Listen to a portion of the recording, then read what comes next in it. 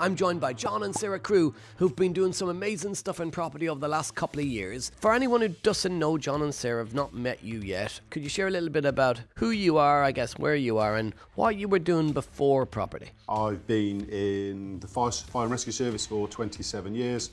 I'm now coming up to that stage in my career where I'm about to retire. Sarah's also self-employed, so we're at that stage really where I've got a pension, Sarah hasn't got a pension, and that was our sort of motivation for how we could sort of cover her wage. We then decided that we would probably need a little bit of education to make sure we did it all correctly.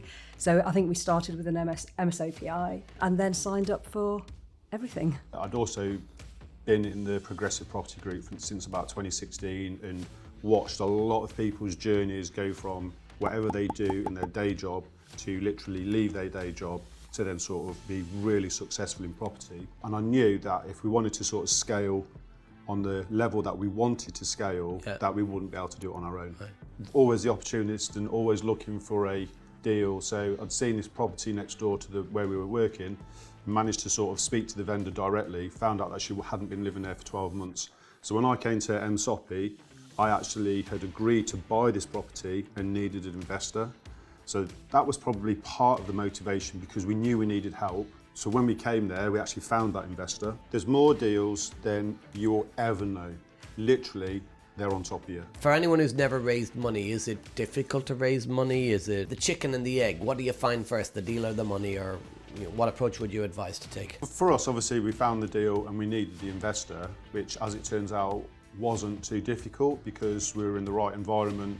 So I think some people come to an MSOPI to educate themselves. Some people come because they've got disposable income but aren't necessarily interested in actually wanting to do the work, but they still need their money to work for them. Yeah. So really, it's quite a good place where people can come and dovetail in with each other. How long did you know the investor before they invested in the deal? Met the investor that weekend. Met them that on weekend? The day, yeah. Well, as it happens, this investor happened to be you. Was it you, Kevin? It was me. So, really interesting. I talk a lot about investing, and this is so interesting because the first time I met Jon and Sarah out of multiple streams of property income, they came with the deal, and the deal just worked. The reason I invested in you, and I probably never told you this, wasn't just, number one, the deal was good, but number two is you came across as nice.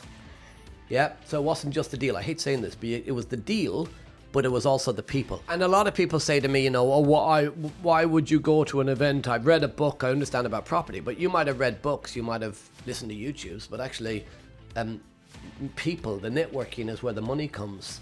That deal, how much money did you make from it? So the property is worth £180,000 now. The refurb was about 30,000. Yeah. We bought it for 100. And we've no money left in now. So 50 odd grand? We are due a rent review, but if the lady that owns it, rents it, wanted to move out, and we'd probably get $850 now a month.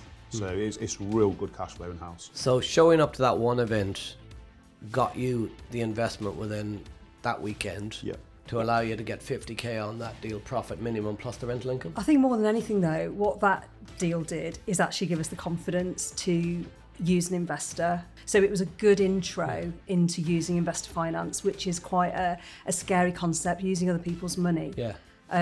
So now we feel comfortable with that. That's why your network's important, and to be around people. But for many, you're sitting at home, you're reading books, you're watching YouTubes, you're trying to do everything alone. And then when you find the deal, it's like, I can't find the money.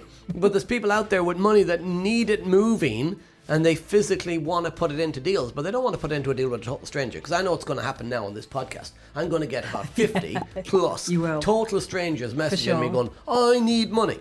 And that's... Sadly, we've got too many deals for you. So. Yeah. We have more. But I don't know these people, because they've never took the time to invest in getting to know me.